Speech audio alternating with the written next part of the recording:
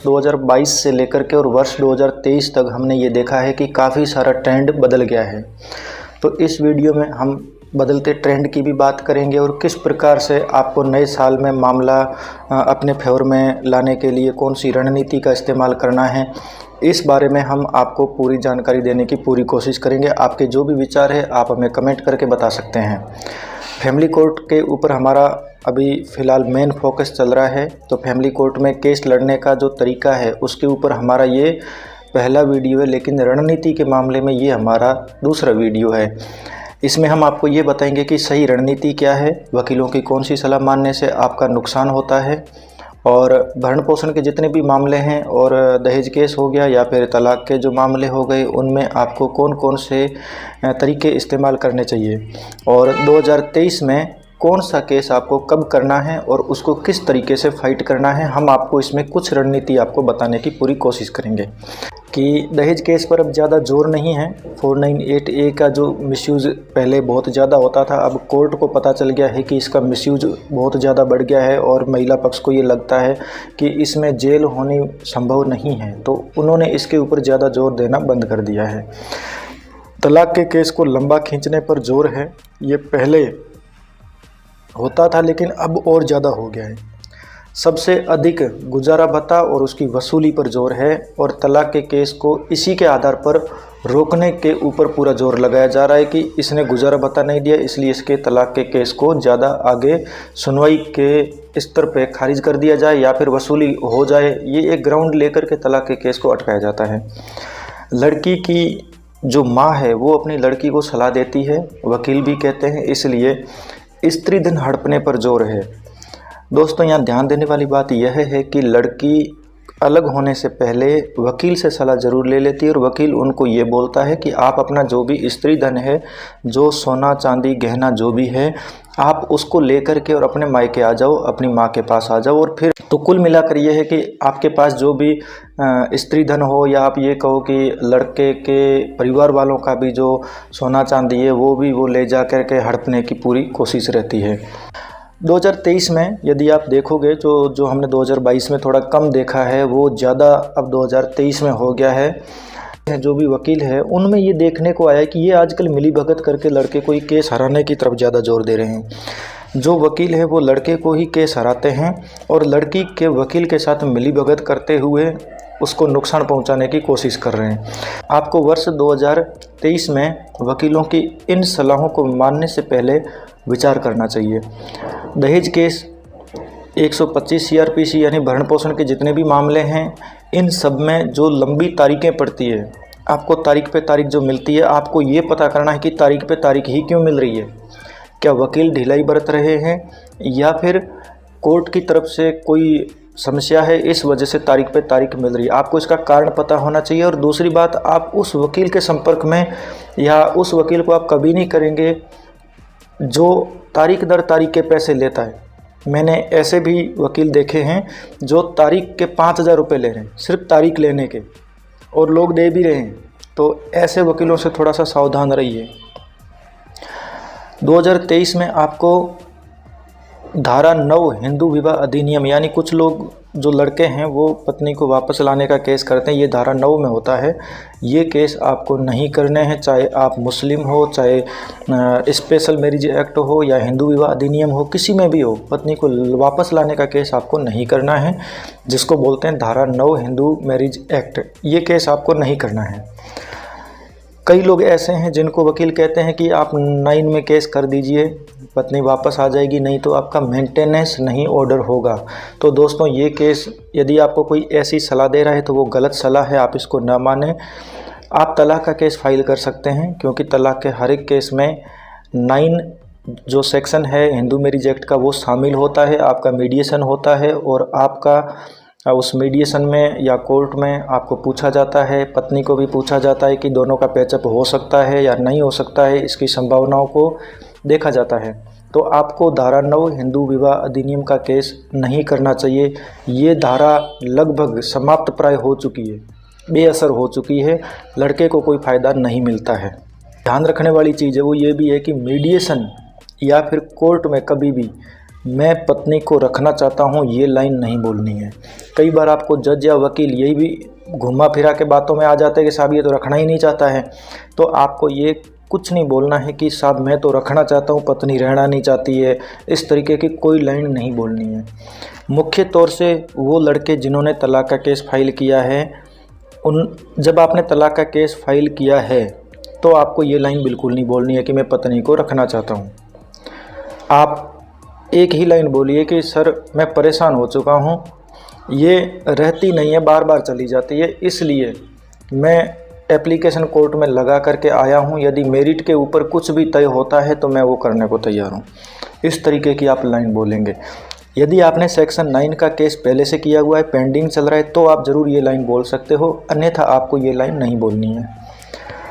वर्ष 2023 में आपको इस बात का भी ध्यान रखना है कि केस को लंबा न खींचना, जितना संभव हो सके केस को जल्दी ख़त्म करना है। लंबे केस को खींचना या पहले से ही चले आ रहा है तो आप कोशिश कीजिए ये ख़त्म हो जाए। दोस्तों, वर्ष 2023 में आपको इस बात का भी विशेष ध्यान रखना है कि जो वकील आपको ये कहते हैं कि लड़के को तलाक नहीं मिलता है, उन वकीलों से आप थोड़ा सा दूर खड़े होंगे। आप उनसे संपर्क कम से कम बना के रखेंगे। और ऐसा नहीं है कि लड़के को तलाक नहीं मिलता है, कई लड़के हैं जिनको तलाक मिला भी है। आपको सिर्फ ये देखना है कि लड़के को तलाक जल्दी से जल्दी कैसे मिलता है। कुछ वकील आपको ऐसी सलाह भी देते हैं कि गुजारा भत्ता देना ही पड़ता है। दोस्तों, आपको इस बात के ऊपर विशेष ध्यान रखना है कि बदलते ट्रेंड में गुजारा भत्ता और उसकी वसूली पर ज़्यादा जोर है। तो आपको कोशिश ये करनी है कि वो कंडीशंस कौन सी है जिनमें गुजारा भत्ता नहीं देना पड़ता है, लेकिन आप सेक्शन 9 जो हिंदू मैरिज एक्ट का है वो फाइल नहीं करेंगे। वो कोई ग्राउंड नहीं है गुजारा भत्ता मना करने का। इसके अलावा जो भी ग्राउंड है उनके ऊपर आपको काम करना है और आपको वो संभावनाएं सारी तलाश करनी है जिसके ज़रिए आपको ये लगता है कि गुजारा भत्ता नहीं देना पड़े। यदि कोई वकील कहता है कि आप इनका उपयोग करके क्या कर लोगे, तो ऐसे वकील को ये पता ही नहीं है कि इसकी उपयोगिता क्या है और इसका असर कितना पड़ता है। इन सब चीज़ों की जिसको उपयोगिता नहीं मालूम है, उस वकील से भी आप थोड़ा सा दूर ही रहिए तो ज़्यादा अच्छा होगा। अब दोस्तों, हम थोड़ी सी आपको रणनीति बता देते हैं कि वर्ष 2023 में आपको फैमिली कोर्ट में केस कैसे लड़ना चाहिए।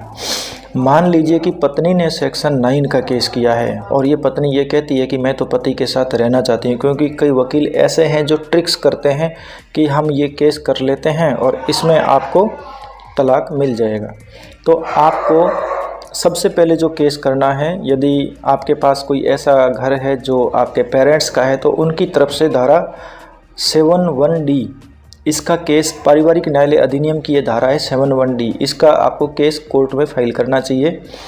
और दूसरी बात यह है कि इस केस के ऊपर हमने पहले से ही वीडियो बना रखी है, आप वो वीडियो देख सकते हो। हम आपको इसका ये थंबनेल दिखा रहे हैं, आप इस वीडियो को क्लिक करना, आपको पूरी जानकारी मिल जाएगी। मुख्य रूप से ये पत्नी आना नहीं चाहती है, लेकिन ये एक ट्रिक है जिसके ज़रिए वह कोर्ट को कन्विंस करने की कोशिश करती है कि वह तो रहना चाहती है लेकिन उसको पति रखना नहीं चाहता है। तो आप पेरेंट्स की तरफ से ये केस करेंगे। लेकिन यदि सेक्शन 9 पत्नी ने फाइल किया है तो पति को कौन सा केस करना चाहिए? तो पति को या तो धारा 10 का केस करना चाहिए, ये जुडिशियल सेपरेशन का होता है, या फिर सीधा तलाक का मामला ही लगा देना चाहिए। धारा 9 हिंदू विवाह अधिनियम का केस जो पत्नी को वापस लाने के लिए होता है वो कभी नहीं करना चाहिए।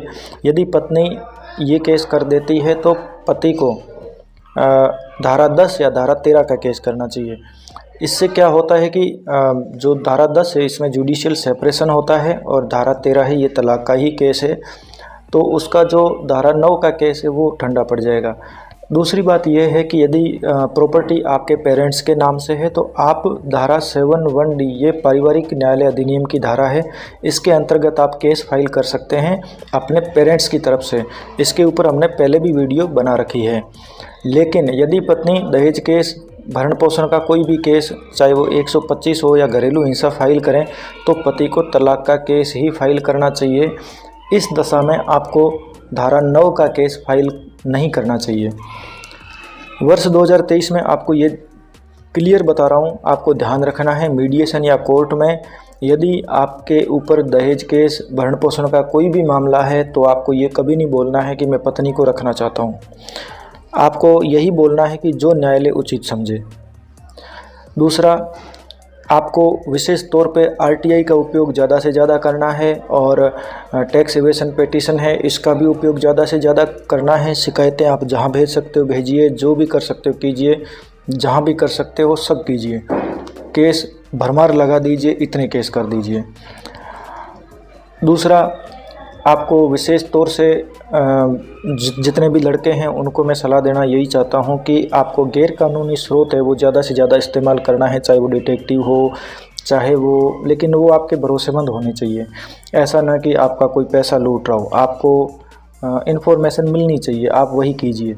चाहे आप किसी रिश्तेदार के ज़रिए, दोस्त के ज़रिए कुछ भी आप कर सकते हो, चाहे आपने कोई ग्रुप बना रखा हो तो उस ग्रुप के हिसाब से जो भी कर सकते हो आप कीजिए, लेकिन उसका ट्रैक ज़रूर रखिए कि वो कहाँ जा रही है, क्या कर रही है, किस तरह से कर रही है। क्योंकि कई जगह पे ये सामने आया कि पत्नी जॉब कर रही है, कोर्ट को बता ही नहीं रही है, लड़के को पता भी नहीं है, गुजारा भत्ता भी ले रही है। ये सब कानून का मिसयूज है। तो हमको मिसयूज रोकने के लिए जो भी संभव हो वो प्रयास हमें ज़्यादा से ज़्यादा करने ही चाहिए।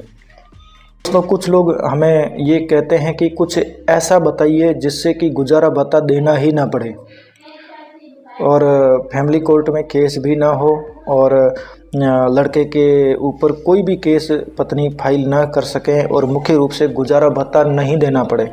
तो यदि आप गुजारा भत्ता नहीं देना चाहते हैं, आप चाहते हो कि फैमिली कोर्ट में कोई भी केस या तलाक का केस, इस तरीके का केस भी ना हो, आपके ऊपर दहेज केस भी ना लगे, घरेलू हिंसा का भी ना लगे और पोषण का केस भी ना लगे, भरण पोषण देना ही ना पड़े, तो इसका एक ही इलाज है कि आप शादी ही मत कीजिए या फिर आप गर्लफ्रेंड ही मत रखिए। दोस्तों, आज की तारीख में यदि आपकी ज़िंदगी में गर्लफ्रेंड है या आपने शादी कर ली है तो आप इस बात को बिल्कुल नहीं कह सकते कि गुजारा भत्ता देना ही नहीं पड़ेगा, या फिर आप ये भी नहीं कह सकते कि हमें गुजारा भत्ता देना ही ना पड़े। दोस्तों, जो ये कंसेप्ट है ये बहुत पुराने कंसेप्ट है।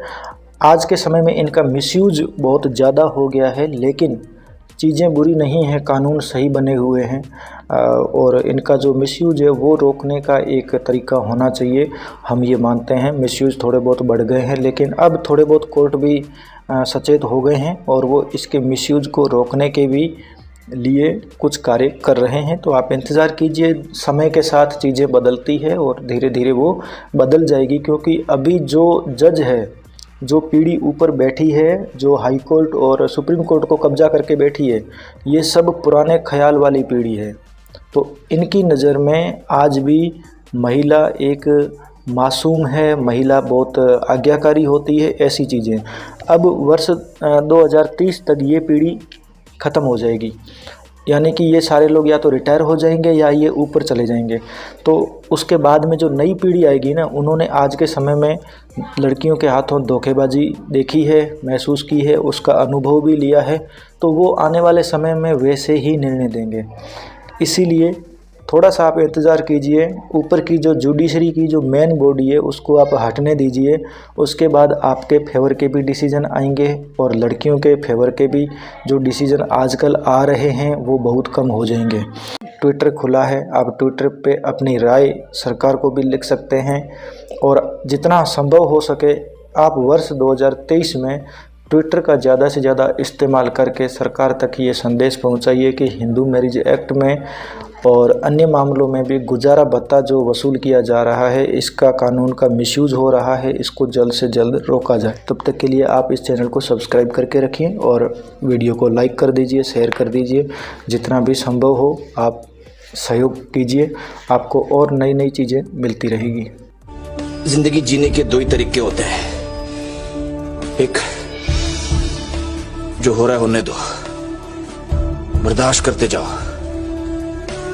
या फिर जिम्मेदारी उठाओ उसे बदलने की।